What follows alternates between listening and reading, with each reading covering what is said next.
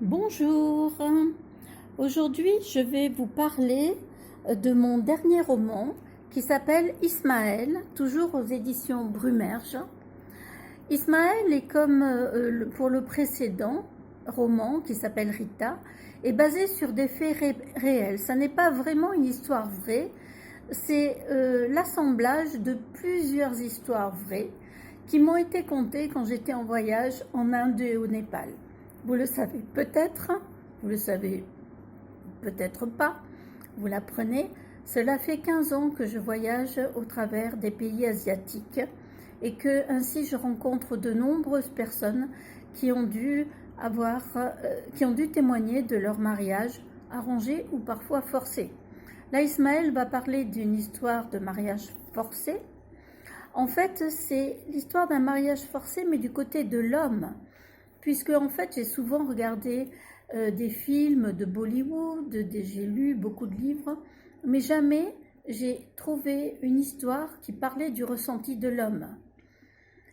Voilà, alors bien sûr, ici en Occident, on a tendance à se dire que seule la femme va souffrir d'un mariage arrangé. Eh bien là, non, ça n'est pas du tout le cas. Et les nombreux témoignages que j'ai eus montrent du désarroi de certains hommes qui épousent une femme qu'ils n'ont pas aimée alors qu'ils étaient amoureux d'une autre. Et c'est ainsi que l'on peut comprendre les attitudes de certains hommes qui deviennent maltraitants, goujats ou vraiment ignorant leur épouse qui va souffrir énormément. Voilà, c'est une histoire qui se passe au Népal à partir d'une personne qui est cachemiri, mais j'aurais pu choisir une histoire qui se passe en France à partir d'une personne qui est maghrébine ou qui est africaine ou qui est thaïlandaise ou qui est, enfin bon, j'en passe d'autres ou indiennes, toute personne qui a eu un mariage arrangé, voire un mariage forcé, pourrait se reconnaître dans l'histoire d'Ismaël.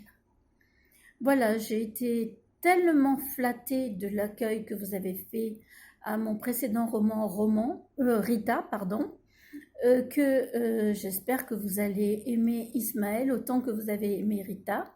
Je suis très heureuse d'être en contact avec vous et je suis surtout très heureuse que vous me renvoyiez vos annotations et vos commentaires.